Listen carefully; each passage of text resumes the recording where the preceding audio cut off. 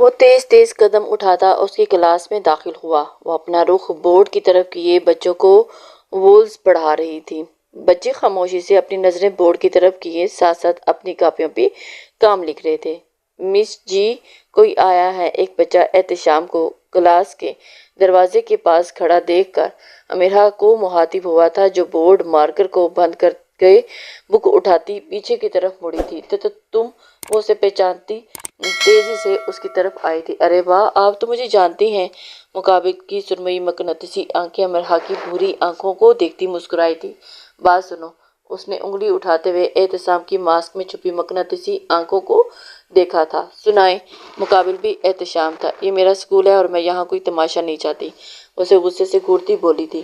اوہ، تو یہ آپ کا سکول ہے، مجھے لگا گورنمنٹ کا سکول ہے۔ اس کا لہجہ دو پل کو شوخ ہوا تھا۔ اوہ، تو تمہیں پتہ ہے کہ یہ گورنمنٹ کا سکول ہے، وہ منہ بسور کر بولی۔ خیر مبارک، لیکن آج عید تو نہیں۔ احتشام سمروں کو لفظ سے مات دینا بھی ناممکن تھا۔ دیکھو، امیرہ نے اسے غصے سے گھورتے ہوئے انگلی اٹھا کر احتشام کی ماسک میں آنکھوں کو چھپی ہوئی آنکھوں کو شرارت سے دیکھا تھا۔ دکھائیں۔ اوہ، لیکن آپ کس کے سامنے سب شرمندہ نہیں آئیں گی؟ احتشام نے اپنے منہ پر ہاتھ رکھتے ہوئے او کو ہانسا کھینچا تھا۔ امیرہ کی آنکھیں حیرت سے پھیلی تھیں۔ وہ شخص کیا کیا سوچ لیتا تھا، امیرہ سے تصور بھی ناممکن تھا۔ السلام علیکم سر احتشام۔ میم، مہک اسکول پرنسپل کلاس روم میں داخل ہوتی ہوئی احتشام سے مخاطب ہوئی تھی، جو امیرہ کی حیرت زدہ آنکھوں کو دیکھ رہی تھی۔ وعلیکم السلام۔ احتشام مہک کو سرسری سے جواب دیتے ہوئے اب بالکل سنجیدہ تھا۔ تھوڑی دیر پہلے کی شوخی اب اس کے لہجے میں کہیں نہیں تھی۔ سر، آپ نے دیکھا مس امیرہ کیسے پڑھاتی ہیں؟ مہک ہلکی سی ہنسی احتشام سے مخاطب ہوئی، جو بالکل سنجیدگی سے اپنے ہاتھ میں پہنی کالے نگینے والی انگوٹھی کو چمکاتا دیکھ کر زیر لب مسکرایا تھا۔ یس آئی سی کہ مس امیرہ بہت اچھے سے پڑھاتی ہیں۔ وہ بس 3 لفظ بولا تھا اور امیرہ حیرت سے اور کبھی مہک کو دیکھتی تو کبھی احتشام کو۔ اوہ سوری میرے خواہ، یہ ہیں سر احتشام، ہمارے اسکول کے آنر۔ مس مہک اپنی آگے آتی ہوئی لڑ کو ایک ادا سے کان کے پیچھے کرتی ہوئی احتشام کو دیکھ رہی تھی۔ اوہ صحیح، امیرہ بس اتنا ہی کہہ پائی۔ چہرہ حیرت سے اپنی نوکری چلے جانے کے ڈر سے خوفزدہ بھی تھا۔ سر، دوسری کلاس کو وزٹ کر لیں؟ مس مہک احتشام کو دیکھتی ہوئی بولی تھی۔ یس وائی ناٹ، احتشام کہتے ہوئے اپنا ماسک اتارا تھا۔ سرخ اور سفید رنگت کھڑی مغرور ناک، دائیں گال پر پڑتا ہوا گھڑا، ہلکی بڑھی ہوئی داڑھی۔ وہ بلا شبہ ایک حسین مرد تھا۔ وہ کسی کے بھی دل دھڑکانے کے لیے کا ہنر رکھتا تھا۔ یو آر سو ہینڈسم، مس مہک بے اختیار بولی تھی۔ امیرہ نے اپنا سر جھکا کر احتشام کو دیکھا تھا۔ بے شک مہک کا کہا حرف سچ تھا۔ امیرہ کو خود کو دیکھ پا کر احتشام نے اس کی طرف دیکھا۔ وہ اس کی نظروں میں دیکھتی جلدی سے اپنی نظریں جھکا گئی تھی۔ تھینکس مس مہک، احتشام ہلکا سا مسکرایا تھا۔ جلن کی کچھ رمق اس کے چہرے پہ نظر آئی تھی۔ یس وائی ناٹ، احتشام امیرہ کی آنکھوں میں جلن دیکھتا ہوا زیر لب مسکراتا ہوا کلاس روم سے باہر نکل گیا تھا۔ احتشام کے نکلتے ہی مہک بھی اس کے پیچھے گئی تھی۔ ٹرکی ایک نئے القاب سے نوازا گیا تھا۔ سر اور جی بات سنیں۔ وہ زمزم کو اپنی باہوں میں بھر کر آنکھیں موند کر سکون کی وادیوں میں جا چکا تھا۔ جی سردانی جی، اس نے ہنستے ہوئے اپنی آنکھیں اب کھول دی تھی۔ ہائے اللہ جی، کیا ہم سردانی ہیں؟ زمزم نے مسکراتے ہوئے سوال کیا تھا۔ جی بالکل، آپ ہمارے دل کی اور ہمارے لوگوں کی بھی۔ احتشام اس کے چہرے کو چھائی ہوئی خوشی کو دیکھتا ہوا اندر تک پرسکون ہوا تھا۔ تو پھر آپ ہماری بات کیوں نہیں مانتے؟ زمزم اپنے چہرے پہ ایک دم معصومیت طاری کی تھی۔ کون سی بات؟ احتشام اپنی ابرو اچکائے ہوئے اس کی جانب دیکھا تھا۔ وہی جو ہم نے کہا تھا اب کی بار۔ زمزم نے اپنے گال پھیلائے تھے۔ کیا کہا آپ نے؟ احتشام تھوڑا سا حیران ہوا۔ زمزم کو مزید خود میں پیچھتے ہوا، ہم نے آپ سے کہا تھا کہ کیا ہم آپ کے بالوں میں پونی لگا لیں؟ کیا آپ ہمیں منہ بنا کر دیا ہوں؟ زمزم اپنی مصنوعی غصہ دکھاتے ہوئے اپنے چہرے احتشام کے سینے میں چھپا گئی تھی۔ اوہ چلیں مان لیتے ہیں آپ کی بات۔ احتشام اپنی مسکراہٹ کو چھپاتا بولا تھا۔ وہ اپنی سردانی جی کی حرکت دیکھتے ملحوظ ہو رہا تھا۔ ہائے سچی؟ اسے سوال کیا تھا۔ مجھے؟ احتشام مسکراتے ہوئے اسے آرام سے صوفے پہ بٹھاتا ہوا اٹھتا ڈریسنگ کے سامنے آیا تھا۔ سردانی جی اب کی بار۔ احتشام بھی معصوم چہرہ بنانے کی ناکام کوشش کی تھی۔ کیا ہوا سردار جی؟ زمزم احتشام کو یوں اداس دیکھتی ہوئی جلدی سے صوفے سے اٹھ کر اس کے پاس آئی تھی۔ احتشام کے سفید کرتے میں وہ کہیں چھپ سی گئی تھی اور چلتی ہوئی ایک چھوٹی سی گڑیا معلوم ہو رہی تھی۔ میرے پاس تو پونی ہی نہیں۔ احتشام نے خود پہ ہی اداسی چھائی ہوئی تھی۔ ارے تو ہم اپنے بالوں سے کیچے لگا دیں گے نا۔ زمزم ہنستے ہوئے مسئلہ حل کیا تھا۔ یعنی اب یقیناً احتشام کو بال بندھوانے تھے۔ اچھا جی، اب کیا کر سکتے ہیں؟ احتشام اپنے چہرے پر زبردستی والی مسکراہٹ لاتا ہوا اپنی بیوی کے سامنے گھٹنوں کے بل بیٹھا تھا۔ ہائے اللہ جی، سردار جی آپ ایسے مت بیٹھیں۔ آپ ہم نے बड़े हैं, अच्छा थोड़ी ना लगता है। जमजम बड़ी औरतों की तरह बोली थी। सरदारनी जी, इश्क उम्र नहीं देखता, इश्क में झुक जाना होता है। इब्तिसाम ने बहुत गहरी बात की थी जो हकीकत उसकी बीवी के सर के ऊपर से गुजरी थी। सरदार जी, इश्क की एज क्या होती है? जमजम ने मासूमियत भरा सवाल किया था। इश्क की कोई एज नहीं होती। सरदारनी जी, इब्तिसाम का दिल तो किया था कि अपना सर पीट ले, मगर हाय बेचारा बेबस ठहरा। तो फिर ये इश्क पैदा कब हुआ था? अब की बार जमजम ने आंखें चिपकाई थी। इश्क के माँ बाप से बहुत बड़ी गलती सरजर्द हुई थी, तभी इश्क पैदा हुआ था। इब्तिसाम को समझ नहीं आया था कि वो क्या कहता। ओह, अच्छा अच्छा अच्छा, हम समझ गए। सरदार जी, इश्क के कितने बहन भाई हैं और वो कहाँ रहते हैं? जमजम ने उंगलियां मरोड़ते हुए सवाल किया था। या खुदाया, इब्तिसाम को इतना तो पता था कि उसकी शरारती बीवी मासूम है, लेकिन वो उस हद तक मासूम है उसे आज मालूम हुआ था। सरदारनी जी, आपको इश्क के खानदान के पूरा बायोडेटा मैं शाम को ला कर दूंगा, और इस वक्त आप कपड़े चेंज करके अपने कमरे में जाकर आराम करें, मुझे जरा डेरे पे जाना है।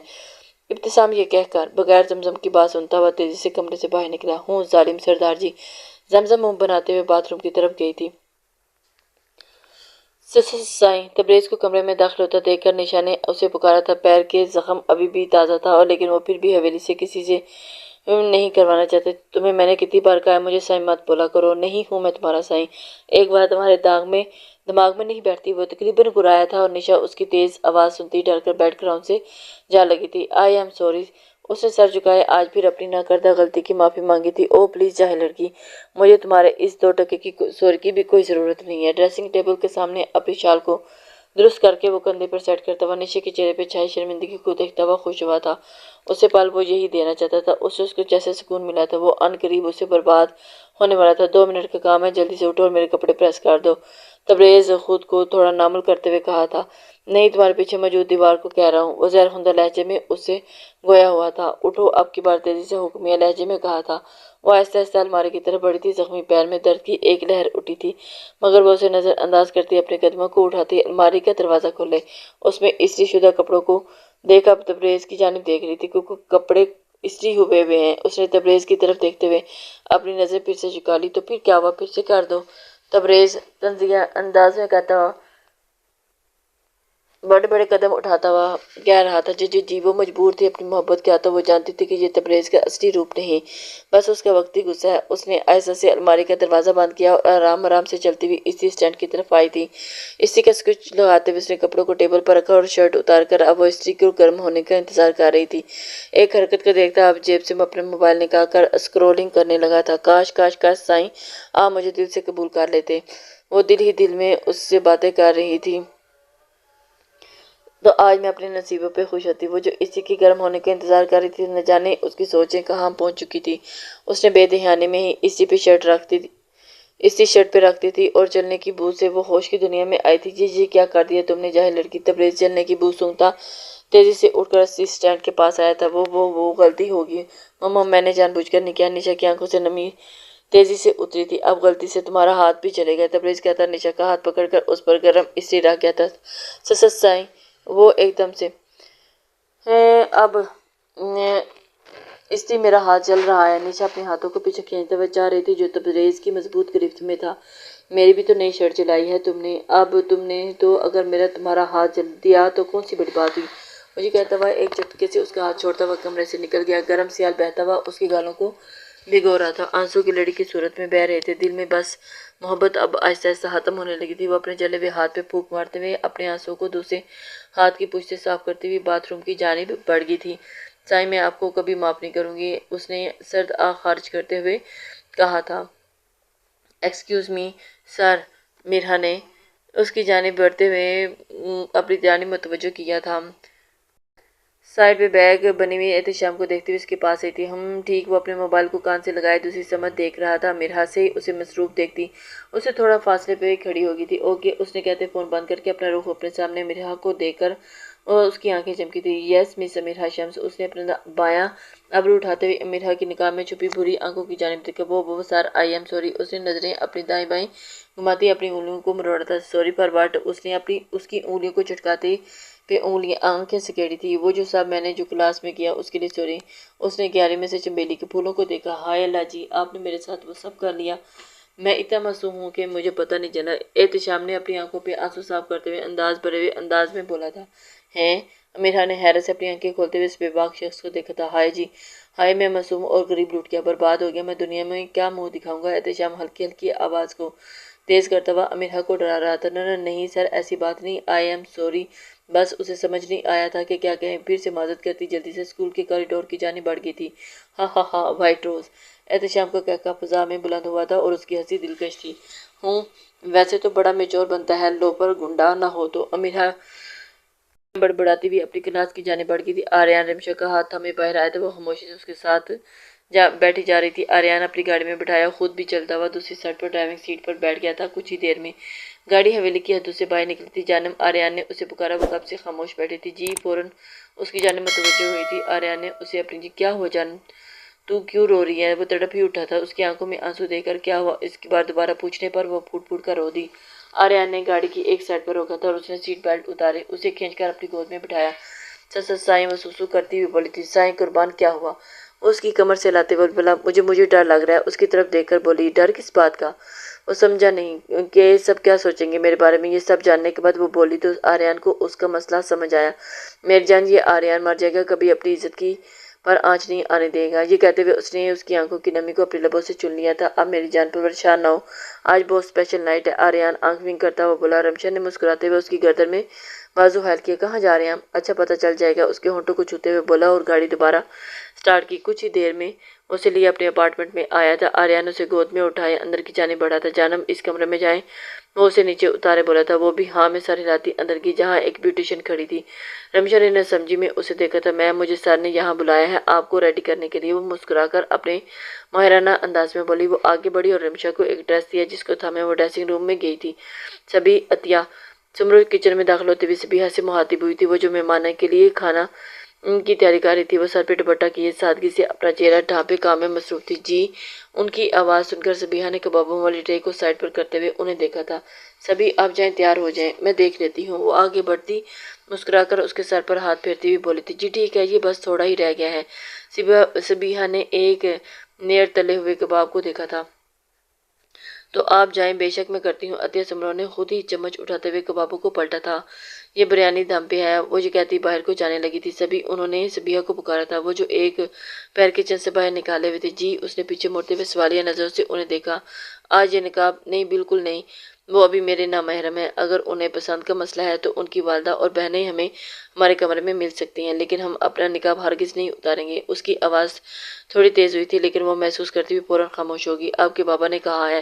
سبھی عطیہ سمرو جیسے آپ نے صفائی پیش کی تھی، وہ خود بھی نہیں چاہتی تھی کہ سبیہا اپنا نقاب اتارے۔ ہم ان کی بات کر لیں گے۔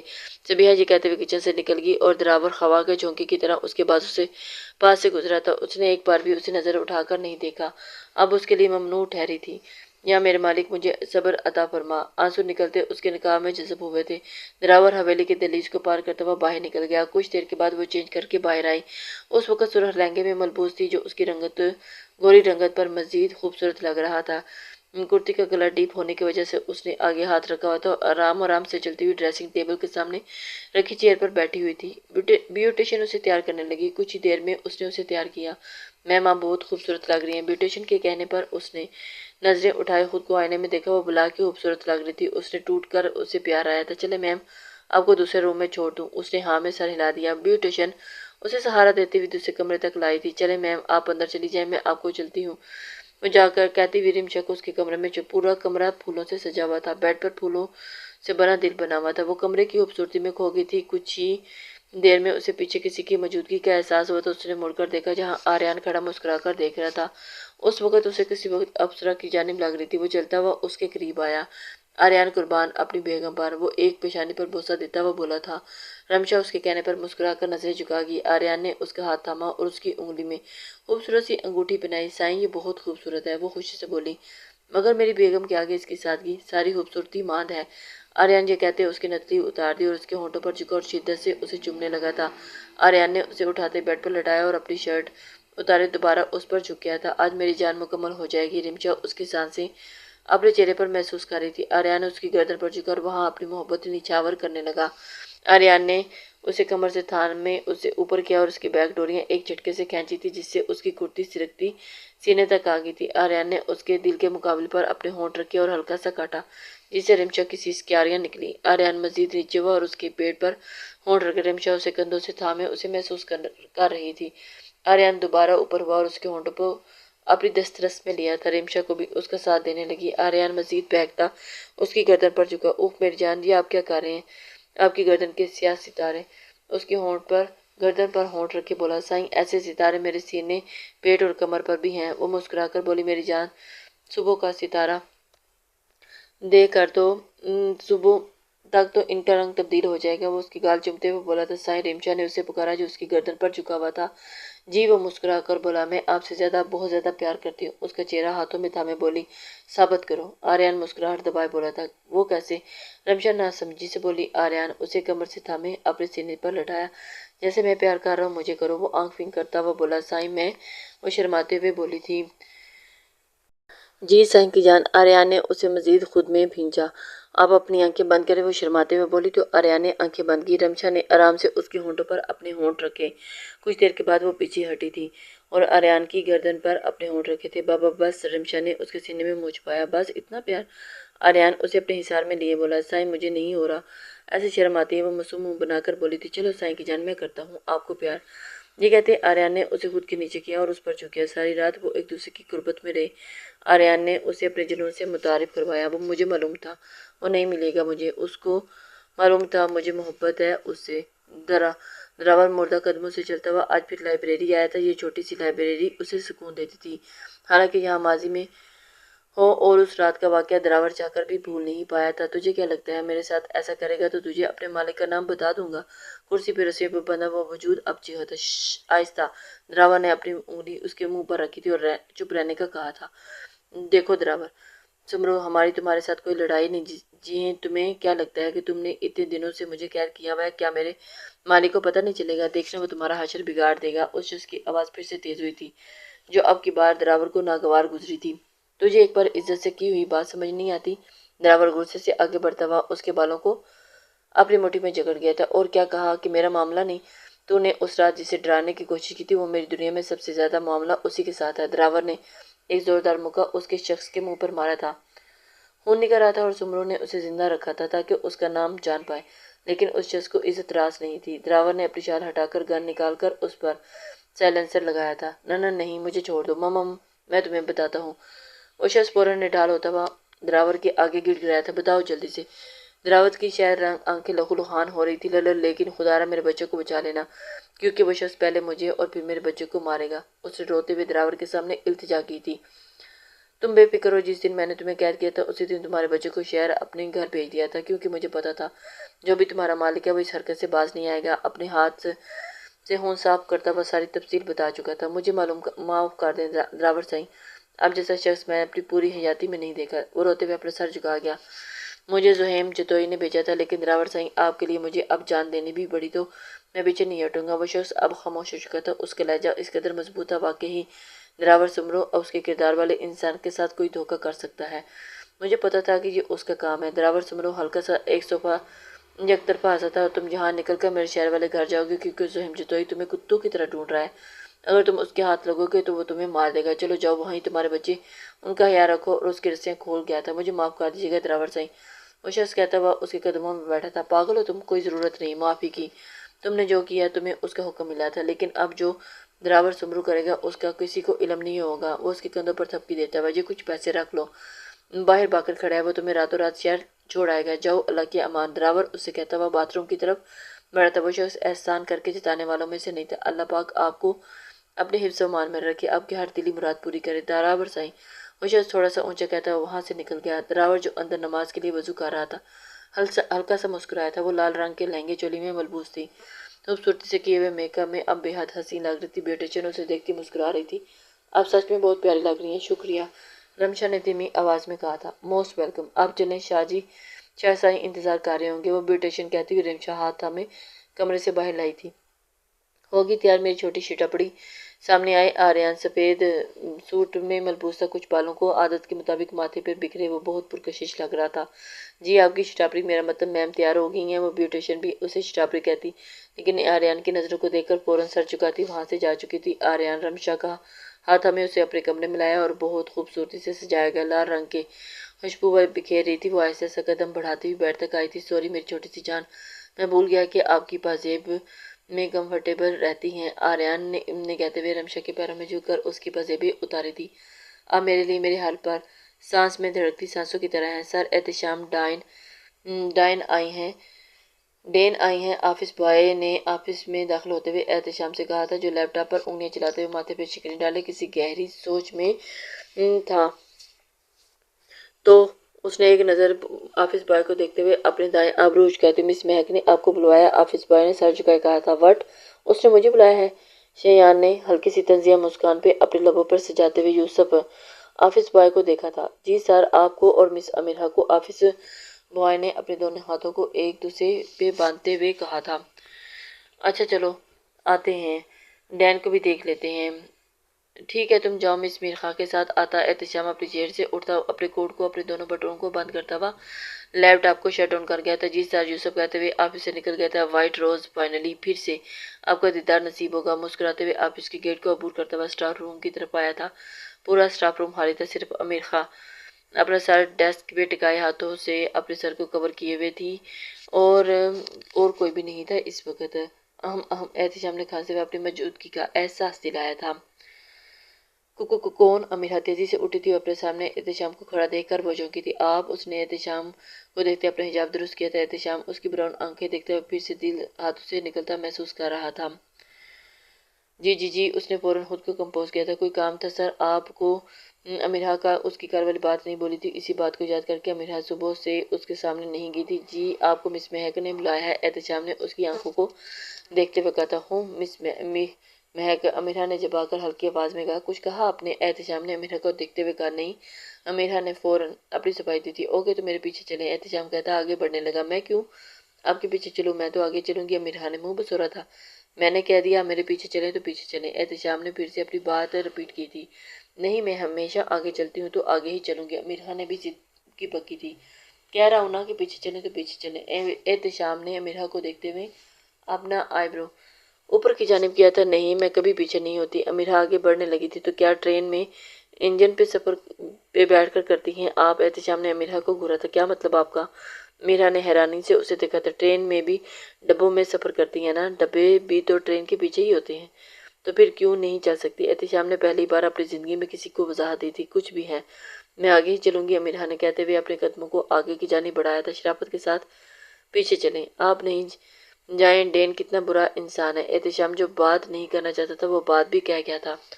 امیرہ نے اپنی نظر جھکا لی تھی۔ وہ خود بھی نہیں جانتی تھی کہ ڈین برا انسان ہے، اور آج وہ کیوں اتنی ضدی ہو گئی تھی اس شخص کے سامنے، حالانکہ وہ تو بالکل بھی ضدی نہیں تھی۔ پھر کیوں اس شخص کے ساتھ لڑ لیتی، اسے سنا لیتی تھی۔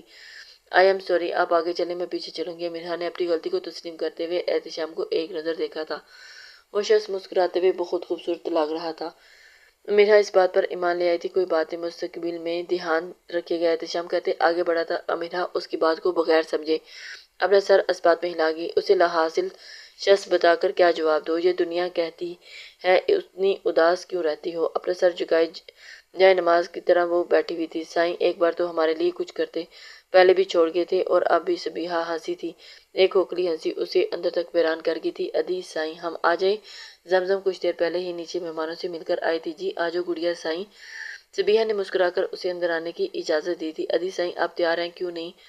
زمزم نے اسے سادہ حلیہ میں دیکھا۔ تیار کیوں ہوں؟ وہ ہمیں بابا سائیں درید سمرو نے بتایا کہ آپ کے رشتے والے آئے ہیں، تو ہم نے سنا کہ سب لڑکیاں تیار ہوتی ہیں۔